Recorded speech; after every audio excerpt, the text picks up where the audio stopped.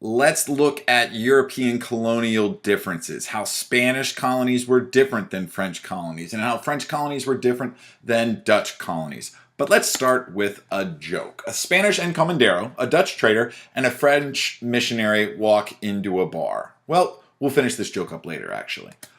Let's head over to New Spain.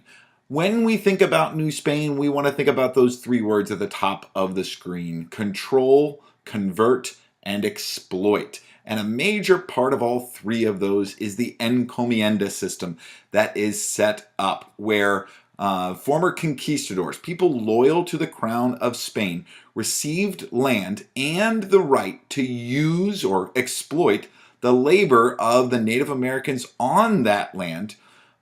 They got those rights and they got that land directly from the Spanish crown.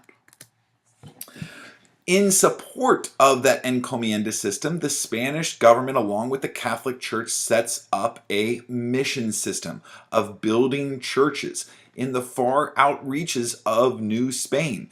These missions, these churches, are used to convert Indians, but they also establish a Spanish presence and solidify their control in the far reaches of their North American empire. Both the crown and the church working together means that there is a lot of power wielded by the Spanish government and the Catholic Church throughout New Spain. These mission systems are supported by the crown directly. Remember, those encomenderos, these guys who got that land from the crown, were ordered to protect the Spanish missions. They were ordered to support the missionaries in whatever way that they could. The crown even sends soldiers to protect the missions specifically.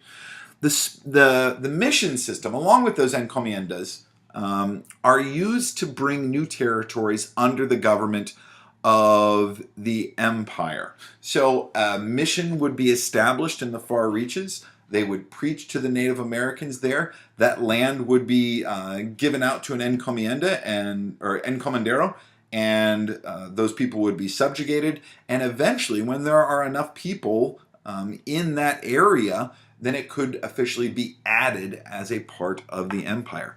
The Spanish kings see themselves as really having a noble task or a religious task of spreading Catholicism. Remember, Spain is a big Catholic power.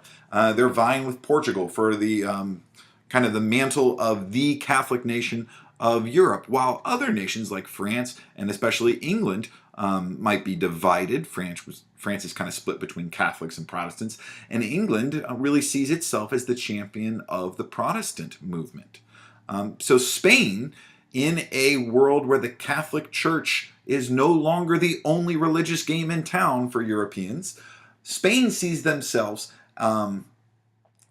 as having that task, that obligation to spread Catholicism, including to Native Americans in the New World. To govern this big empire, in 1524, they established the Council of the Indies. That's the government of New Spain, and I believe it was located on Hispaniola, the island that today is the Dominican Republic and Haiti. And it is where the laws for New Spain were written. It is where court cases and trials related to New Spain would be held, and it's where the everyday bureaucracy of running that empire was conducted. Now, your notes do not need to look exactly like mine, but had I been taking notes about what I just discussed, it might look something like this. If you've got a whole lot more written down, think about maybe not writing so much. If you've got a whole lot less, ask yourself if you might be missing some important details.